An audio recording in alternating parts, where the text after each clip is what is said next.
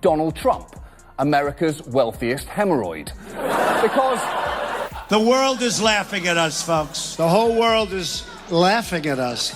Trump, the man voted least edible by Cannibal magazine 6 years in a row. Huh?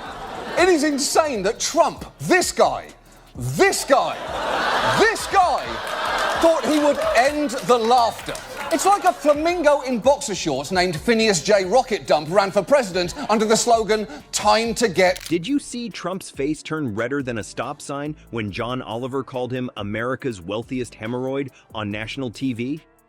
But it is wild that Trump's response to being told he's quoting Hitler is, "No, he said it differently." Especially because not that differently. Campaign stress, Trump's focused relentlessly on immigration, and it has gotten ugly. They're coming from 181 countries as of yesterday. I don't know if you call them people. In some cases, they're not people, in my opinion, but I'm not allowed to say that because the radical left says it's a terrible thing to say. They're destroying the blood of our country. That's what they're doing. They're destroying our country. I mean, the man who built his brand on insulting others completely lost it when the tables were turned.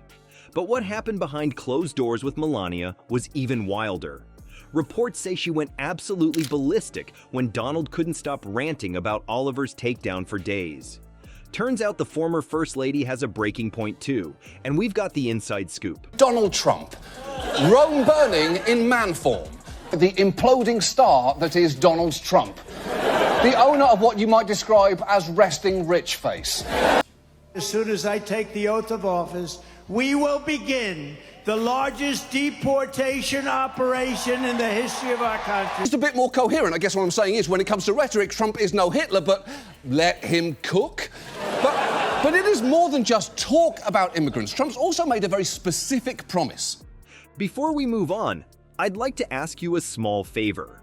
If you appreciate this content, please take a second to like this video and subscribe to the channel. Over 98% of you watch the videos without subscribing. It costs you nothing, but it makes a huge difference to us. So, did you click the subscribe button? Great. Thank you so much. Now, back to the video. Ever wonder what happens when a British comedian with perfect timing meets a former president with zero chill? Let's just say it wasn't pretty for Team MAGA. John Oliver's recent takedown of Donald Trump wasn't just another late-night laugh fest. It was a precision-guided comedy missile aimed directly at the former president's oversized ego. Oliver's segment on Project 2025 had viewers simultaneously howling with laughter and gasping in horror as he expertly blended brutal comedy with serious political warnings. Any of the problems he says it will, he could still use Aurora-style panics to give himself a ton of power. Specific language points to what his real endgame here might look like, because while again, Trump can't deport 13 million or even 1 million people overnight, and mass deportation won't fix The Alien Enemies Act of 1798. Think of that. 1798. This was put there. 1798. That's a long time ago, right? challenges. The courts are now much more Trump-friendly than they were 8 years ago. And even if Trump doesn't choose to go that far or does get stopped by the courts, it's worth remembering what he was able to do in his first term anyway. Because the HBO host didn't waste time with gentle jabs. Instead, he went straight for knockout punches, describing Trump in terms that would make even hardened comedians wince.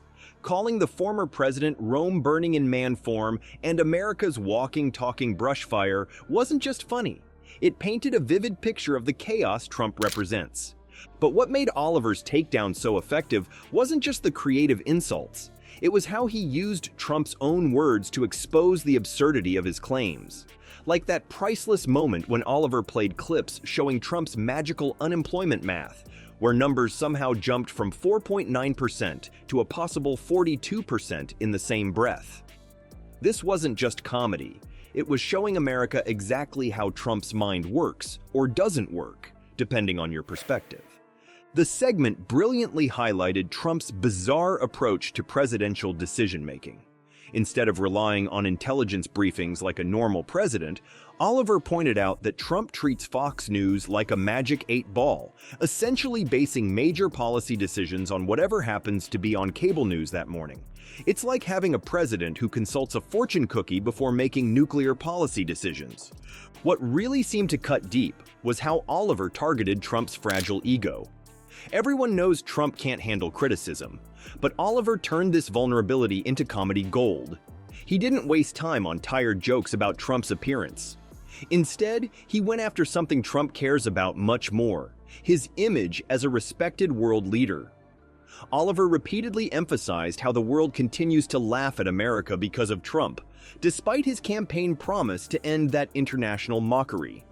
The British comedian's approach wasn't just random insults thrown at a convenient target.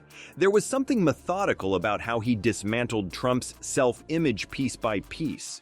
With each joke and factual takedown, you could almost imagine Trump getting redder and redder, his Twitter finger getting itchier and itchier.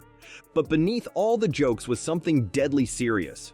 Oliver wasn't just there to make people laugh, he was sounding an alarm about Project 2025. He exposed it as what it really is. Not just some harmless policy document, but a dangerous blueprint for gutting government agencies and installing loyalists throughout the system. When Oliver described it as a meticulously crafted blueprint for turning America into a diet version of North Korea with Trump as its spray-tan supreme leader, the audience laughed. But there was nervous tension underneath. And yes, in case you were wondering, Oliver really did call Trump America's wealthiest hemorrhoid on live television. He didn't stop there, referring to the former president as the imploding star, and even the man voted least edible by Cannibal magazine 6 years in a row. The audience could barely catch their breath between laughs. What makes Oliver's approach so effective is that he doesn't just mock, he informs.